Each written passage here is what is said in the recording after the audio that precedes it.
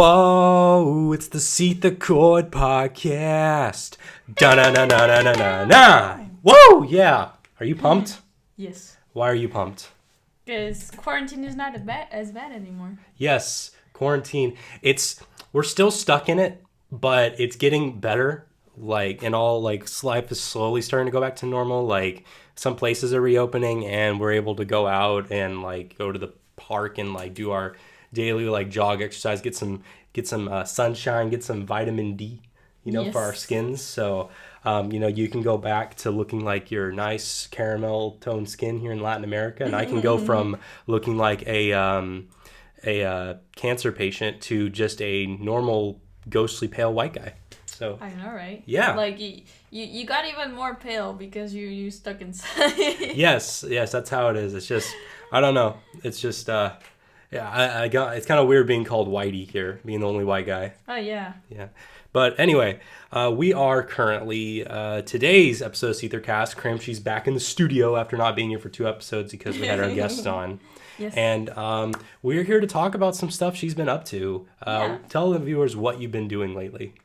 I started, because of quarantine, I had to, learn a few things. Mm-hmm. Yeah. And, I decided to learn how to make fursuits. And in the beginning, it was supposed to be a project between me and one of my closest friends. Mm-hmm. But then, because of quarantine, her mom told her she's not allowed to leave the house to go out with friends, so she couldn't come here and help me. We were making her fursuit. And we got, her fursuit has 2 colors. Just those 2 colors, white and pink. Mm-hmm. And I made the head, and you saw the head and all. And, it has its flaws and all, but I learned a lot about fursuit making with just that one head. Oh, yeah, definitely. And then I had the dinosaur mask that I asked you to buy for me because I saw it on TikTok. Raptor mask. Yeah, the raptor mask from Jurassic Park. Is that official? I think it was officially. The thing is, we're also going to today, after we talk about what she's been doing with fursuit making, we're going to talk about the trend in the furry community with the raptor mask, which I think it's officially, universal, a universal Jurassic Park licensed mask, right? It is. Okay. It is a copyrighted product, but there's a lot of controversy over whether or not they're fursuits or not. But we're going to touch on that after I talk about my experience with making fursuits and how it really changed my mind of how fursuit makers charge and stuff. Yes, indeedy. Mm-hmm. Yeah, I think for the thumbnail for today's video, I guess maybe I could change it to I should change it to the fursuit you've been working on, the red panda. We could. Yeah. Or the little blue dinosaur that's over there. Yeah. Anyways, so tell them exactly what you've been doing in terms of making your fursuit, because while I've been working on my videos, you've been streaming on your Twitch channel and everything. You originally were on Facebook doing it, and then you went to Twitch. Yeah. You've been on camera working on it and everything, and I've witnessed you kind of go through the struggles of making it a little bit, the time cautiousness, burning one of your fingers. Yeah, you can see the burn here right now. It's starting to it's starting to recover slowly, right? Yeah, it is. Okay. But when you're fursuit making, and this goes for anyone who wants to make a fursuit, mm-hmm.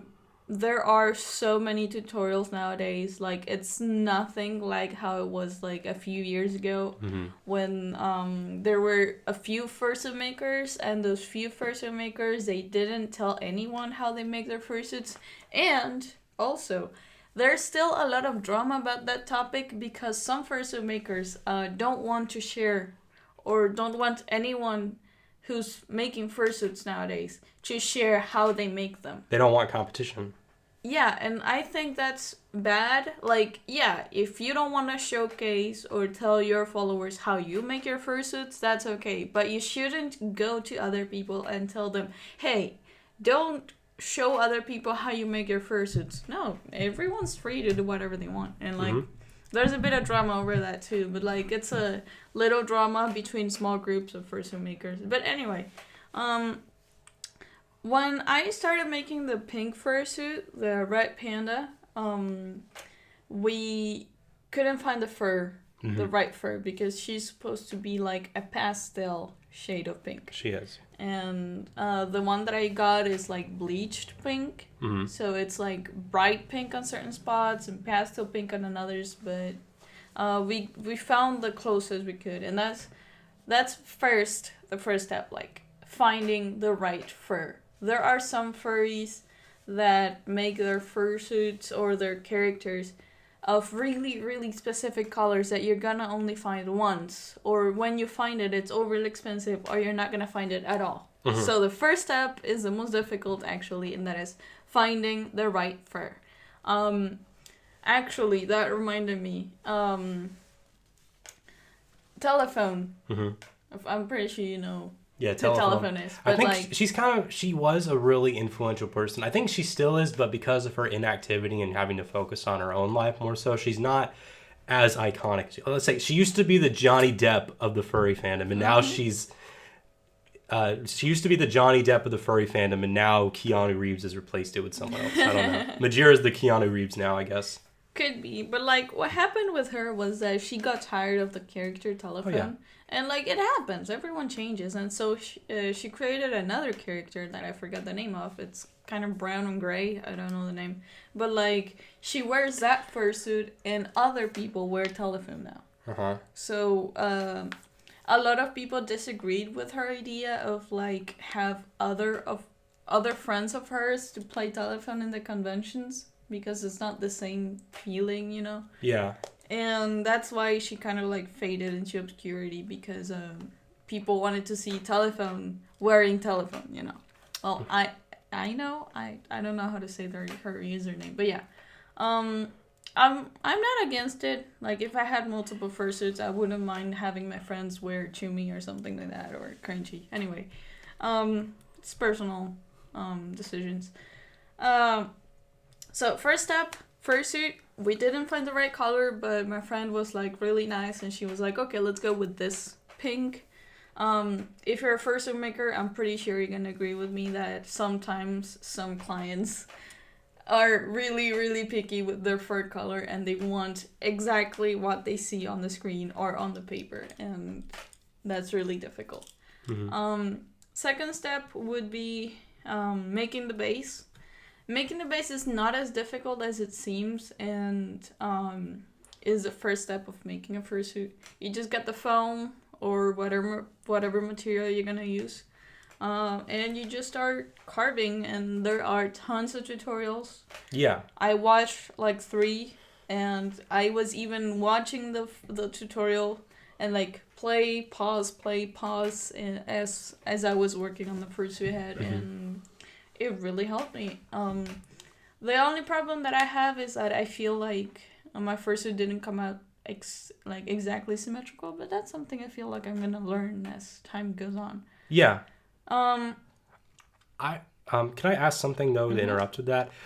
There is kind of a thing that I always thought, and I think maybe some people would maybe agree with me, is that when it comes to me and some people, we believe that like when it comes to like learning how to make a fursuit, there has to be a connection to knowing how to draw or be an artist. But the thing is, like, the only thing to me that I personally feel like you need to have at least some skill in to make at least decent fursuits is to have at least some experience with arts and crafts. But you say that, however, like it's that and knowing how to sew, but also you said that you don't have to be good at drawing at all to make fursuits that are really good. No, not at all. Can you explain why? I feel like, yeah, like some fursuit makers know how to draw, and they're really good at both drawing and making things like physical. But you don't need to be good at drawing, like at all. Like all you have to be good at as a fursuit maker is measuring. Mm-hmm. And sewing and sculpting. Sculpting would be the only like artistic detail that you have to be good with. And that's with like making the foam head and like doing the things with like the arm length and everything. All that exactly. molding that. Is there anything else you were mentioning though? However, with if I could mention like what was the difference really like with why do you feel like you don't have to know unless you already explained it, I'm sorry, but knowing It's okay. you don't have to know how to draw to be a good fursuit maker. Are there like some fursuit makers you think that don't know how to draw at all? Well, I wouldn't say they don't know how to draw at all, but like their drawing skills are not like whoa the The highest. fursuit ones. They are more concentrated into making things with their hands, like 3D over 2D. Yeah, so like it's kind of like when you make a fursuit, the skill that you need in order to make really good fursuits is kind of like with knowing how to like do 3D printing, but like you're kind of like making a 3D object out of a 2D object. And like art, you have to start more on the base creation. Exactly. So Yeah.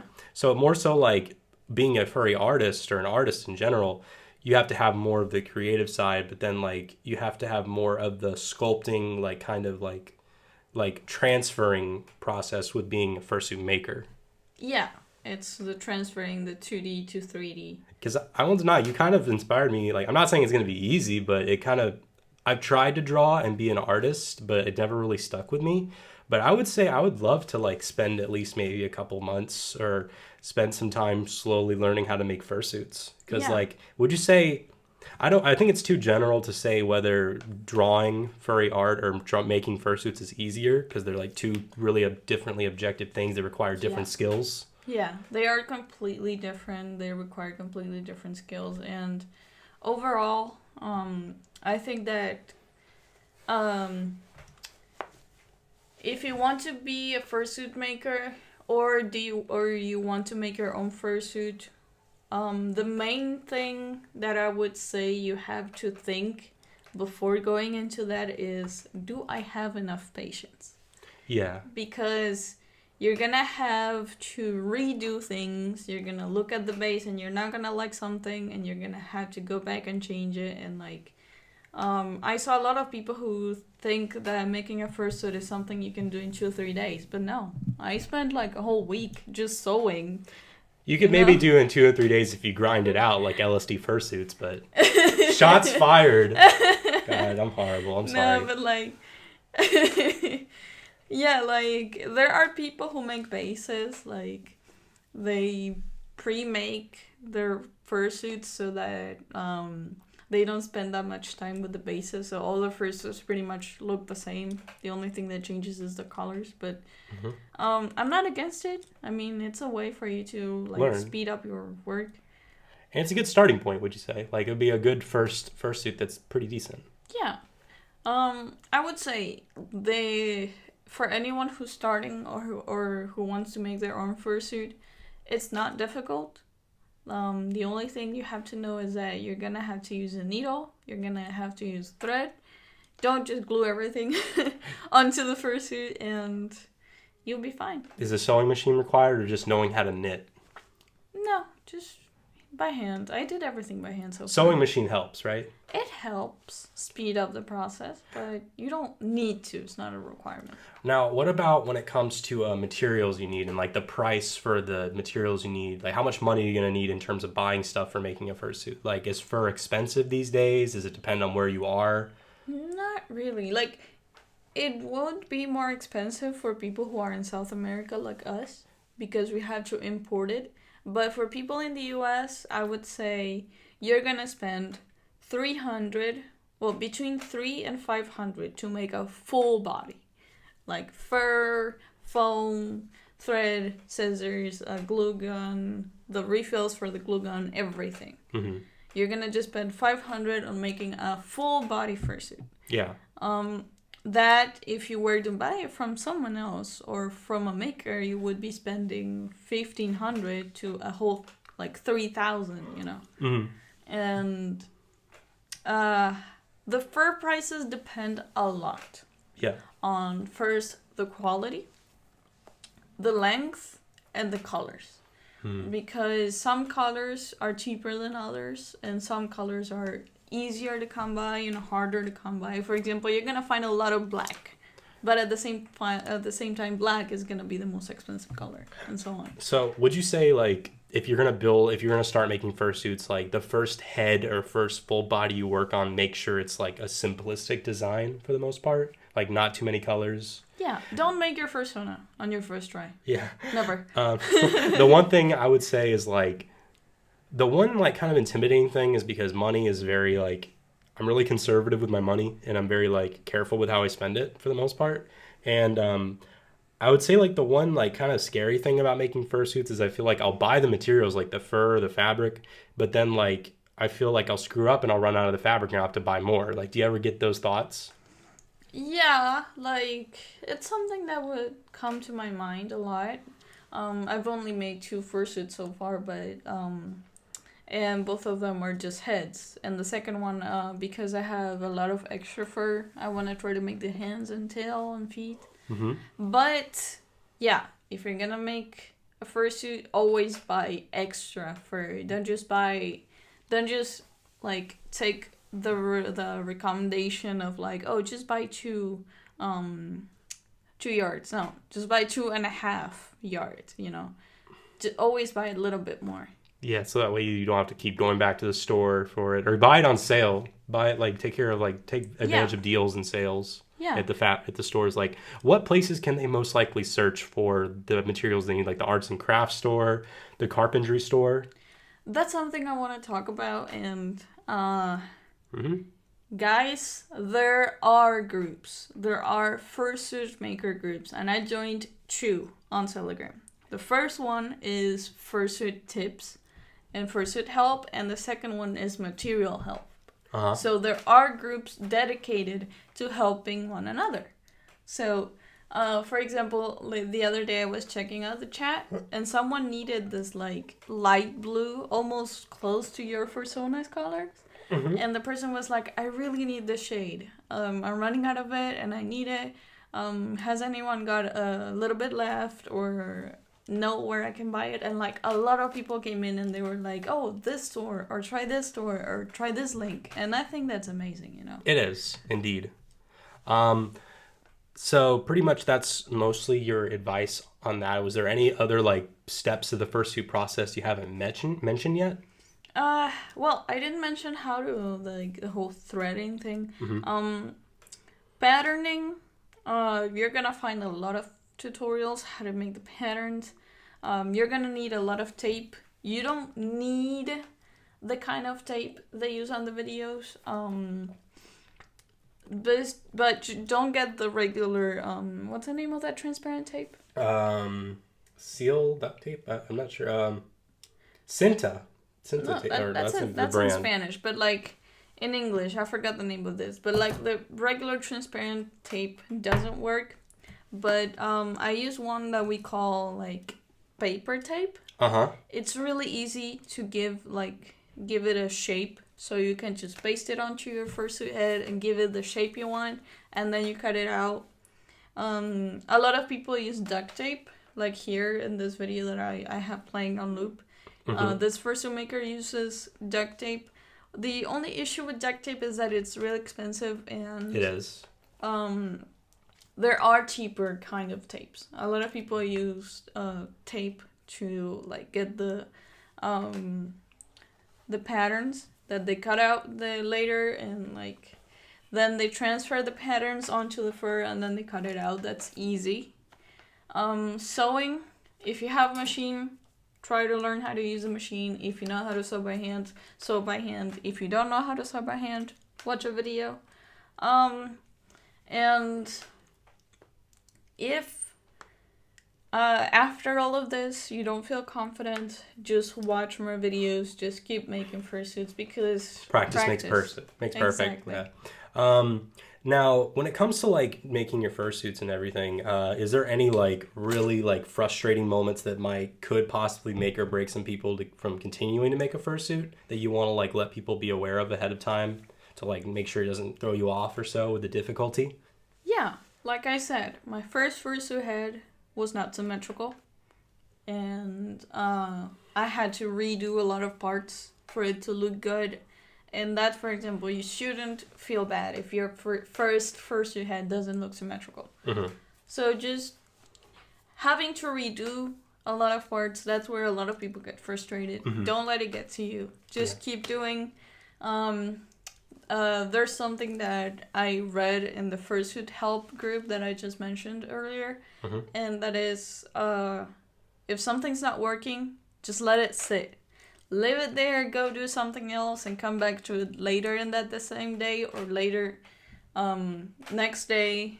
Because if you get too frustrated, nothing's gonna come out right. So just take your time and then come back. Now, last thing I want to mention when it comes to like the whole fursuit making process is there any like safety concerns or like safety precautions you would recommend so that way people don't accidentally hurt themselves? Because not saying it's like a dangerous thing to do, but because of your hot glue gun incident, you kind of like burnt your finger a little bit. It's fine. Her finger's getting better. It's just she kind of burnt it 2 nights ago. Well, be aware.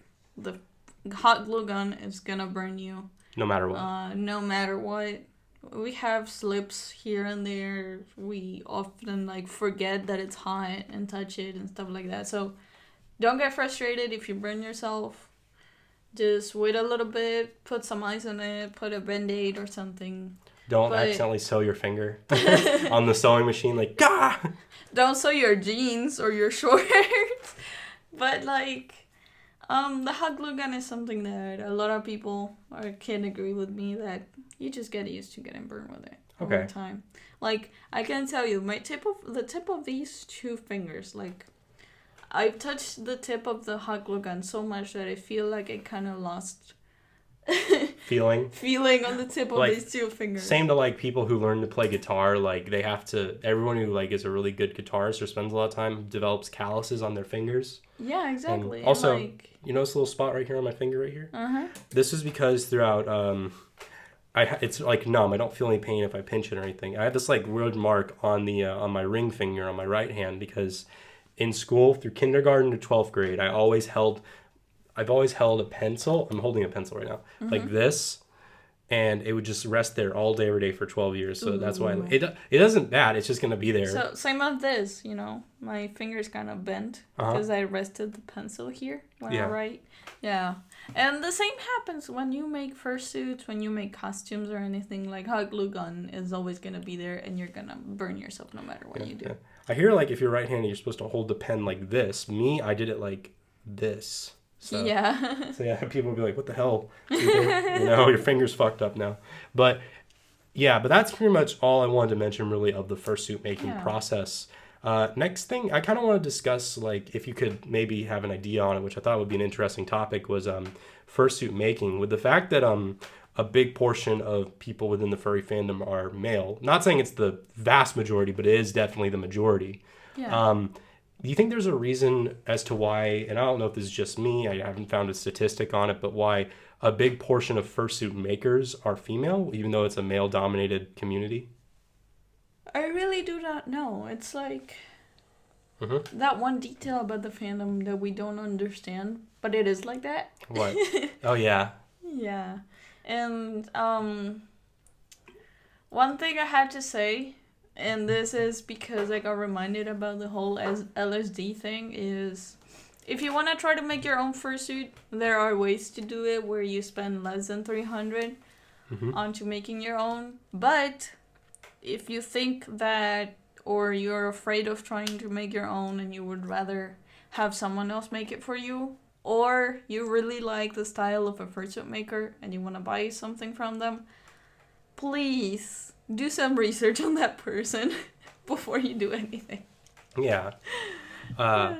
Anyways, besides that, next thing I guess we could go into, which is something you're also working on, is the Jurassic Park raptor mask, which we touched on it a little bit in the beginning of this episode of the podcast, but we didn't go further into it, is the popularity that's growing with these suits, to where there's controversy like, oh, these really fursuits. Like me, I kind of view them as, yeah, they can. If it's like fursuits, where them people call, if they say that they're fursuiters, why not say they're fursuiters? Like, no, it doesn't count. Like, it's not some deep thing that has a true dictionary. It's weird how like so many people in the fandom, or not, I think this qualifies to every community or fandom online. There's some people like, no, you don't qualify as this because you don't do it this specific way.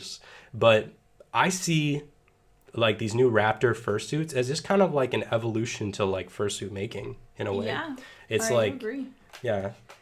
I mean, in the beginning, people would use the Halloween masks. The Walmart ones. The Maskimals, I personally feel like they don't look that good. No.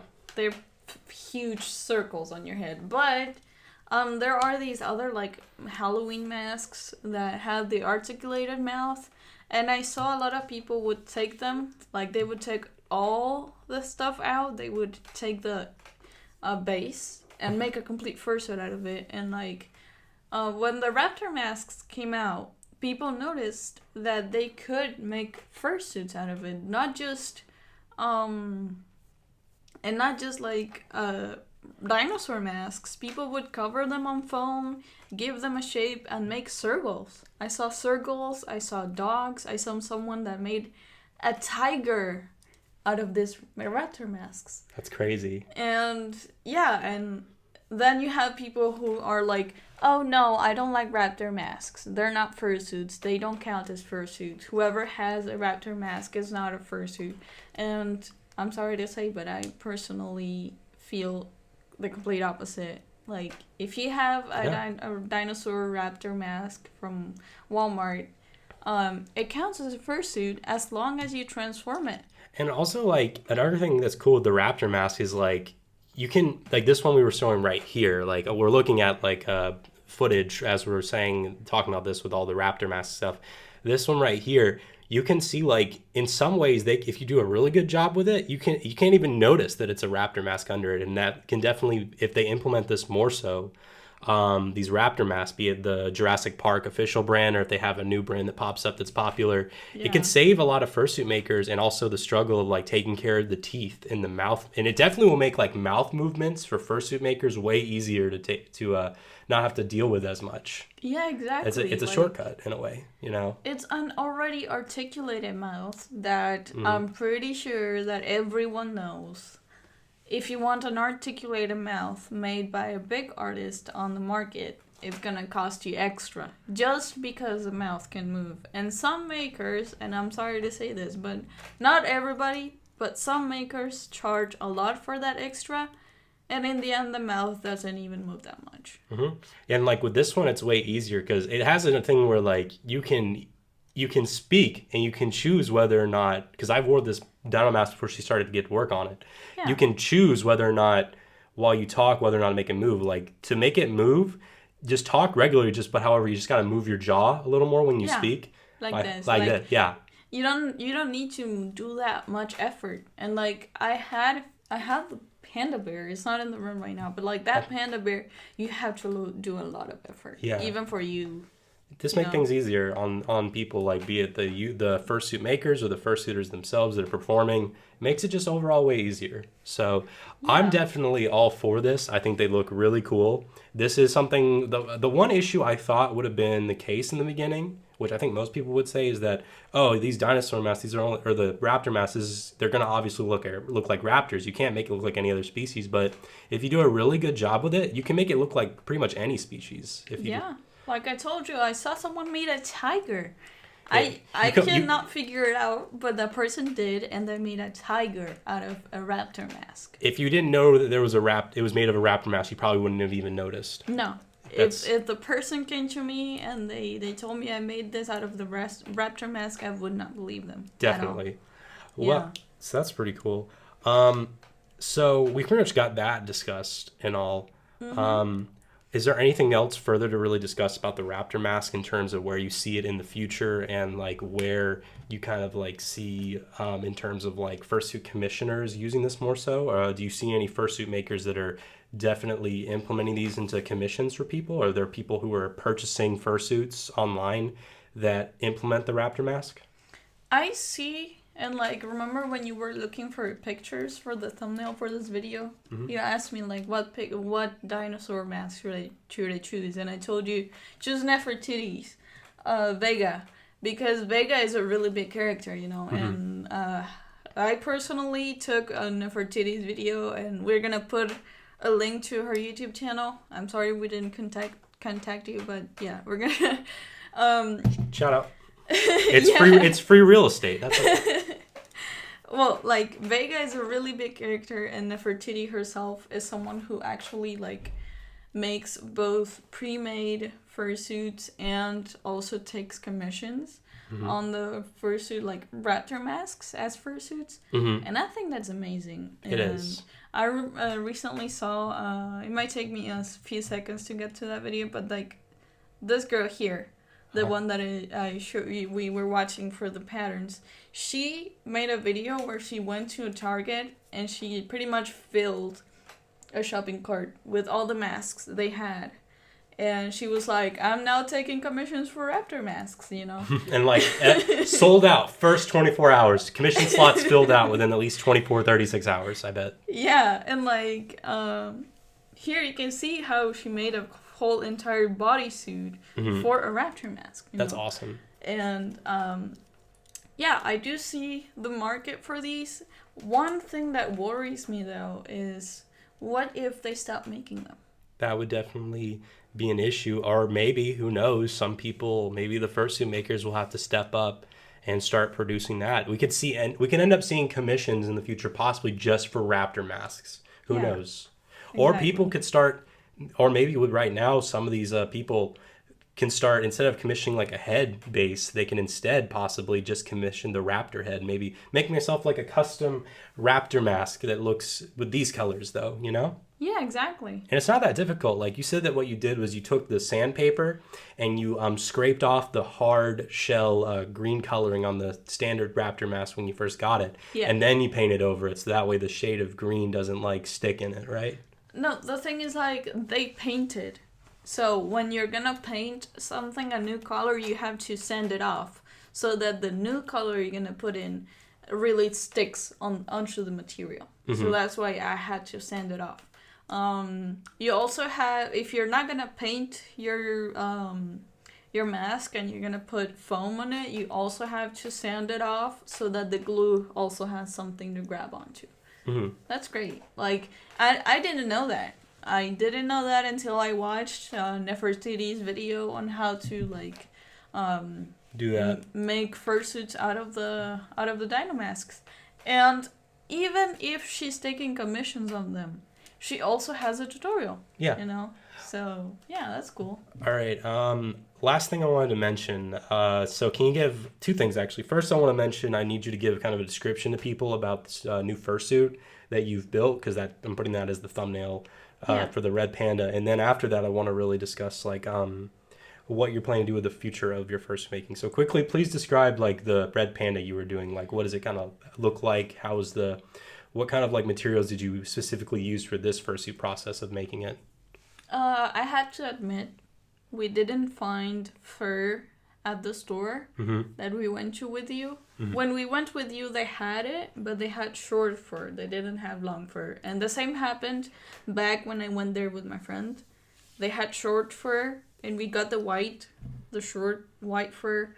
But we were looking for long fur. So what we did is we went to a carpet store and we got carpet fur.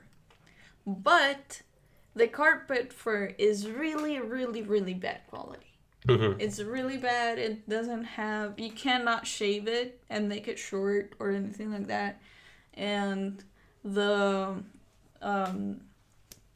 pattern of the thread is really big and blah, blah, blah. So it's not the best quality. But it was affordable, it was cheap, and it was a good material to make the fursuit out of. And even though the fur quality wasn't the best, in the end the fursuit really looked good. Okay. Now, can you like kind of describe also like the red panda? Does it have a name? Does it have like what kind of like? Can you really kind of describe like? Do you like overall like how it came out so far? Yeah. Is the head fully done now? I'm still missing the eyes. I'm doing the eyes after this, but like, I learned how to make a nose. I learned how to make a tongue, the teeth. And it's in there. Yeah, everything is there. Everything except the eyes. It's gonna look kind of weird in the thumbnail. Probably looking at it right now. Yeah, but like, I like it. Her name is Sam. She's a red panda. The only thing that she's missing, and that's mostly because we couldn't find that, is hair, because she has purple hair. But apart from that, we got everything. We made her, and she looks beautiful, and she is adorable. Both me and my friends were really happy on how she came out. But I'm really having that thought in my mind that when I learn how to make fursuits better, I really, really want to remake her with better fur, better base, better sewing, everything better. Definitely. Yeah. That's cool. So, last thing to mention is the future of you making fursuits. So, do you plan to make any more after you're done with your raptor mask? And also, do you plan to possibly start doing commissions, opening up for that? Not now, but maybe in the coming years or so? I want to open commissions, but I want to open them for people nearby. Okay, so First. so Latin America. So like if you're in Latin America, like I would say, so Paraguay. If we have any furries in Bolivia, could you get it to them? Yeah, like because shipping is way cheaper if it's only around the countries that are close by. Because like even if I would love to charge cheap and use carpet fur, be like, hey, your first fursuit, buy it from me, just pay $300 or less.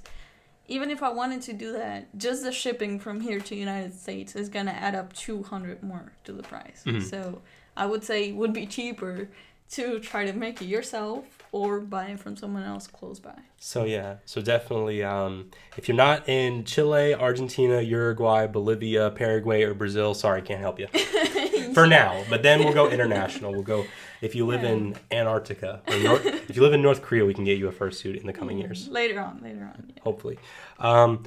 Besides that, yeah, do you feel confident in your fursuit making skills in the future, or do you feel like your suit making skills are quality enough to be worth a monetary value? I have friends who are already asking me for prices, and I'm like, dude, it's my second fursuit, you know? Well, like you only know how to do the head, right? Yeah, it's only the head so Heads far. only. So yeah, if you want to message KhramChee on Twitter, at Twitter, if you're in Latin America, possibly, I'm being for real. So that's pretty much all I wanted to really mention today. Is there any last things you wanted to go through before we end it off for today? If you want to try to make fursuits, don't be afraid. You have everything online. Mm-hmm. With Skillshare, which is the sponsor for today's video. There probably is on Skillshare something on how to make fursuits. Yeah, but most of the materials out there are for free, so... Yeah, hopefully. Yeah. All right. So that pretty much is going to wrap up this episode of SeetherCast for today. Number 26. 74 more until we get to 100. We're so close. Don't be afraid to make fursuits. Try it before throwing the idea away. Yes. So anyways, if you guys enjoy our content and want to further help out our channels and everything else, please consider donating to me on Patreon as well as my coffee. Also, please consider smashing the like button, turn on that notification bell, subscribe all together, and check out our main gaming channel, SeetherCord Games, and our no commentary gaming channel, Seether Chills. Check out all of KhramChee's social media as well, her main YouTube channel that she never uploads to. Message her on Twitter if you're interested in fursuits, if you're in the Latin America area. Yeah. And also, anywhere else to shout out besides your Twitter? Yeah. Just my Twitter, really. And TikTok. Check her out on TikTok, at Chumi-chan. Or, yes. Or is it Chumita? Chumita, yes. All right. So, again, thank you all so much for watching this episode of SeetherCast. I've been SeetherCord. And we'll see you guys in the next episode of Whoa, the SeetherCord podcast. Yeah, all right. Goodbye, everyone. Weird feeling. Feeling.